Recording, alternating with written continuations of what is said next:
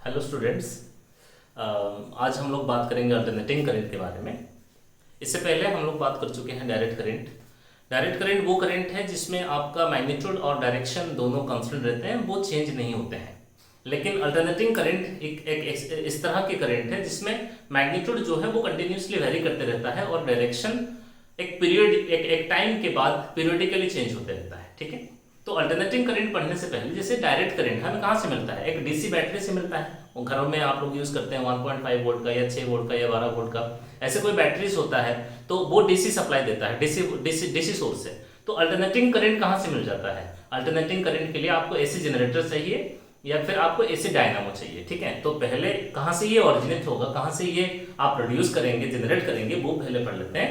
उसके बाद जैसे कि इससे पहले आप लोग ईएमआई पढ़े हैं, ठीक है ना, तो उसको लिंक अप करके थोड़ा सा अल्टरनेटिंग करके हम लोग स्टार्ट करते हैं। ठीक है, मान लीजिए ऐसा एक अरेंजमेंट आपने बनाया हुआ है। क्लास 10th में एसी जनरेटर आप लोग पढ़े थे, डीसी जनरेटर एसी जनरेटर पढ़े थे, उसी को मैं फिर से दोहरा रहा हूँ। यहाँ पे मान लीजिए नॉर्थ पोल है और यहाँ पे साउथ पोल है, तो इसका magnetic line of force from north pole to south pole इस तरह होगा, मैग्नेटिक फील्ड बी मान लीजिए। और इसके ऊपर इसके अंदर एक अरेंजमेंट आपने बिठाया हुआ है जिसका एरिया है ए और इसमें नंबर ऑफ टर्न्स मान लीजिए एन है। ठीक है, और कुछ अरेंजमेंट मान लीजिए पानी डाल के, मान लीजिए स्टीम डाल के, मान लीजिए आपको हवा से घुमाया, ठीक है, कैसा भी करके इस लूप को आपको रोटेट कराना है। ठीक है, इस लूप को आप कुछ एंगुलर वेलोसिटी ओमेगा से रोटेट करा रहे हैं। ठीक है, कोई दिक्कत नहीं है। अब मान लीजिए ऐसा आपको बाहर एक लोड रेजिस्टेंस लगा दिए और इस रेजिस्टेंस के क्रॉस आप देख सकते हैं कि इसमें करंट आ रहा है या नहीं आ रहा है। ठीक है, या तो फिर एक गैल्वेनोमीटर ही लगा दीजिए। अगर गैल्वेनोमीटर लगा देंगे तो फिर इसमें आपको पता चल जाएगा कि अगर कुछ डिफ्लेक्शन आएगा तो आपको पता चल जाएगा कि इसमें करंट आया, या डिफ्लेक्शन नहीं आया तो फिर आप देख लीजिएगा कि करंट नहीं आया। ठीक है, और डिफ्लेक्शन का डायरेक्शन अगर इधर उधर होता है तो आपको पता चल जाएगा कि करंट का डायरेक्शन भी बदल रहा है, चेंज हो रहा है। ठीक है, तो सबसे पहला बात है आपको पता है फ्लक्स। ठीक है, फ्लक्स हमने पढ़ा था, फ्लक्स का सिंबल होता है फाई, और आपके टीचर्स आपको बताए हैं flux phi is equal to N B vector dot A vector. That is implies तुम्हारा जो फ्लक्स है phi is equal to N B dot A होगा बी ए कॉस थीटा। ठीक है, तो इसको आप अपने पास रखिए, phi is equal to N B A cos theta. अभी ये जो लूप है आपका ना, ये लूप कुछ ओमेगा एंगुलर वेलोसिटी से रोटेट कर रहा है।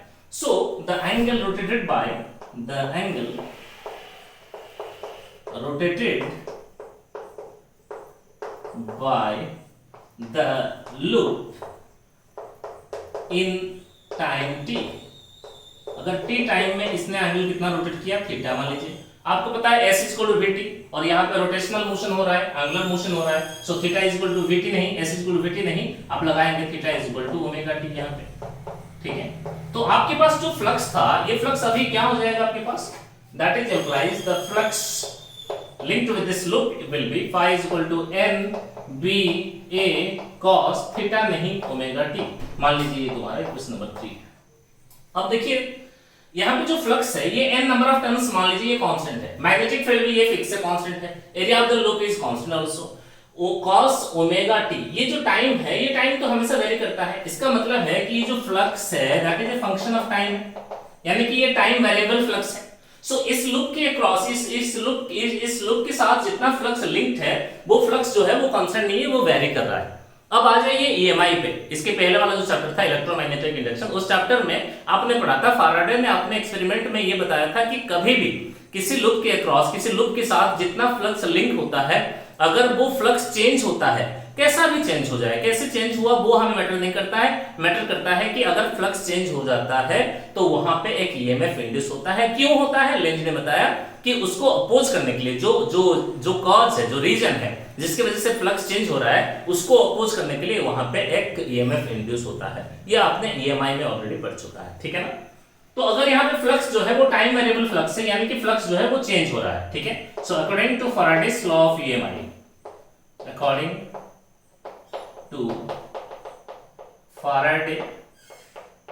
Faraday's law, फैराडे अपने लॉ में बताए हैं ईएमएफ होगा E is equal to d phi by dt, rate of change of magnetic flux link to it loop. लेकिन लेंज ने बताया कि ये माइनस होगा क्योंकि ये वो जो रीजन होता है जिस रीजन की वजह से फ्लक्स यहाँ पे आपका चेंज हो रहा है, उस रीजन को ये अपोज कर रहा है, इसीलिए यहाँ पे हम लोग माइनस साइन को रखेंगे। ठीक है, दैट इज इंप्लाइज कितना ईएमएफ इंड्यूस होगा इस लूप में, ये पहले देख लेते हैं। हाँ, so E is equal to minus D by D T of, ये फ्लक्स तुम्हारे पास जो टाइम वेरिएबल फ्लक्स है that is equal to given N B A cos omega T. ध्यान में रखें ये बात को, यहाँ पे जो m है ये नंबर ऑफ टर्न्स है इस लूप का, b is the magnetic field produced by you, ठीक है, और a जो है ये लूप का एरिया है, ओमेगा जितना एंगुलर फ्रीक्वेंसी से आप इसको घुमा रहे हैं, ठीक है, और ये टाइम तो कोई भी इंस्टेंट का टाइम है, इंस्टेंटेनियस टाइम है, ठीक है, that is implies E is equal to minus, आपको डिफरेंशिएशन आता है, m कांस्टेंट है तो बाहर ले जाइए, b कांस्टेंट है तो बाहर ले जाइए, a कांस्टेंट है तो उसको भी बाहर ले जाइए, d बाई dt ऑफ आपके पास बचेगा cos ओमेगा t, ठीक है ना।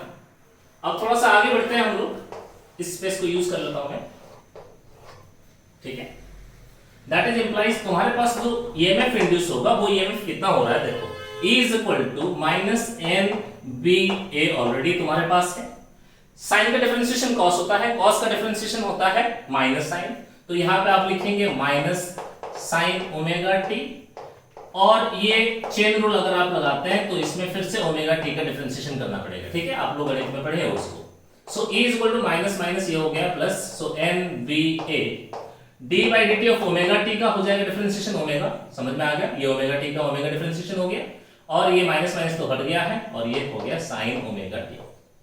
देखिए ये एन बी ए ओमेगा को मैं यहां पे लिख सकता हूं E is equal to E naught sine omega T, that is implies here, यहां पे जो ई नॉट है that is equal to number of turns b area and the angular speed, angular velocity of the loop जिसको आप rotate करा रहे हैं, आप पानी गिरा के, हाइड्रो पावर प्लांट है आपके पास मान लीजिए, या थर्मल पावर प्लांट है आपके पास, विंड पावर प्लांट है, आपको जैसे ये विंड के जो पंखे होते हैं वो पंखों को आप हवा की वजह से ये पंखे घूम रहे हैं, जिसकी वजह से ये लूप जो है ये लूप घूमता है, ठीक है।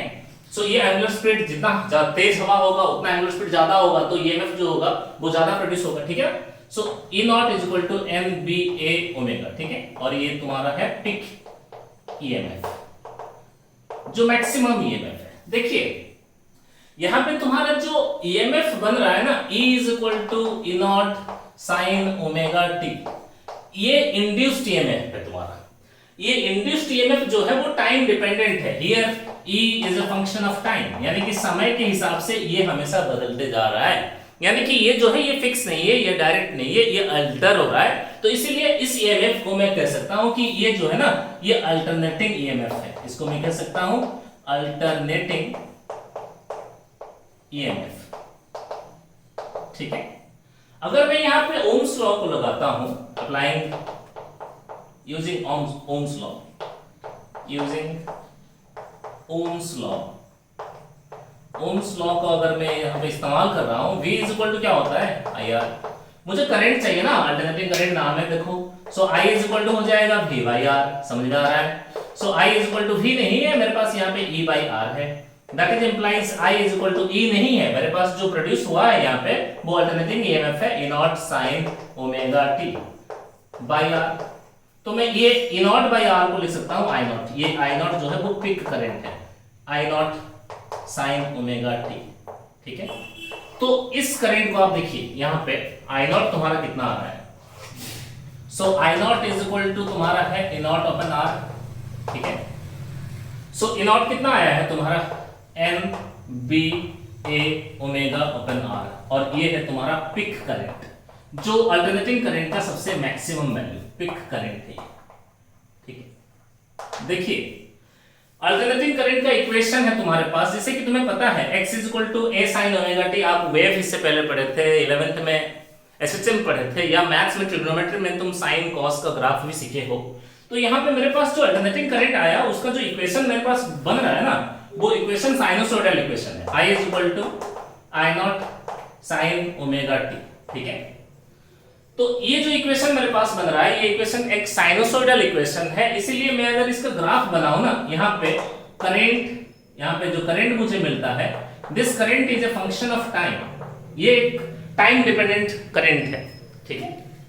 अगर मैं इसका ग्राफ बनाऊं करंट वर्सेस टाइम का अगर मैं ग्राफ बनाऊं, तो ग्राफ को जरा सा समझने की कोशिश कीजिए। ये करंट एक्सिस मान लीजिए और ये आपका है टाइम एक्सिस, ठीक है। सो ये I is equal to I naught sine omega T है ना, इसका ग्राफ एकदम साइन ग्राफ जैसा होता है, वैसा ही ऐसा एक ग्राफ बनते जाएगा, ठीक है। और इसका देखो मैग्नीट्यूड अभी जीरो है, टाइम जीरो है तो मैग्नीट्यूड जीरो है। अभी टाइम धीरे धीरे करंट बढ़ते गया और ये जो है इसको हम कहते हैं पिक करंट। इसके आगे फिर नहीं बढ़ा, फिर घटा, लेकिन एक समय के बाद, ये मान लीजिए एक टाइम पीरियड t है और ये t/2, आधा टाइम पीरियड के बाद, हाफ टाइम पीरियड के बाद ये फिर से अपना डायरेक्शन बदलता है और फिर इधर बढ़ते जाता है उल्टा डायरेक्शन में, और ये जो तुम्हारा ही ये नेगेटिव डायरेक्शन में पिक करंट होता है, फिर घटता है और फिर जीरो होता है। मानो कि कुछ इस तरह है कि आपके पास इधर करंट जो है पहले इधर चलता है, ये जीरो से कुछ t/2 समय के लिए, मान लीजिए मैं एग्जांपल देता हूं आपको, जीरो करंट है, 0 1 2 0 0 1 2 3 4 5 4 3 2 1 0। अगेन फिर से इस तरफ करंट आपका फ्लो होने लगता है, इस तरफ करंट फ्लो होने लगता है, 0 से 1 2 3 4 5 4 3 2 1 0। अगेन फिर ये रिपीट होने लगता है, ठीक है। ये 0 से टाइम t/2 तक, ये t/2 से टाइम t तक। तो अल्टरनेटिंग करंट को आप इस तरह समझ सकते हैं। मान लीजिए आपको एक वायर है, इस वायर का ये वाला एक A टर्मिनल है, ये वाला B टर्मिनल है। सो A टर्मिनल से B टर्मिनल को पहले करंट जब आपने शुरू किया, अगर मान लीजिए तुम 0 से स्टार्ट करते हो, मैं आगे इसके आगे मैं जाऊंगा तो फिर इसमें फेज वगैरह मैं आपको पढ़ाऊंगा कि फेज क्या होता है, उसका कंसेप्ट बाद में समझ में आ जाएगा, ठीक है। ये sin ओमेगा t प्लस कुछ नहीं है, तो ये जीरो फेज वाला है, ठीक है। तो इसका एंगल जीरो है। सो टाइम जब जीरो था, इसमें करंट जीरो था, इस डायरेक्शन में करंट अभी 1 एंपियर 2 एंपियर, ये एग्जांपल है, ठीक है। 1 ampere 2 ampere 3 ampere 4 ampere 5 ampere 4 ampere 3 ampere 2 ampere 1 ampere 0 हुआ। जब ये जीरो फिर से 0 से पिक चढ़ा और फिर से 0 हुआ, फिर 0 से पिक चढ़ा, फिर पिक से 0 हुआ, लेकिन उल्टा डायरेक्शन में। तो यहां पे इस कंडीशन में तुम्हारा जो पिक करंट है ना, वो पिक करंट है 5 एंपियर का, 5 एंपियर का, ठीक है। अब थोड़ा सा अल्टरनेटिंग करंट के ऊपर, इसके बाद हम लोग थोड़ा सा हम लोग इसके ऊपर न्यूमेरिकल सॉल्व करेंगे, ठीक है। Thank you.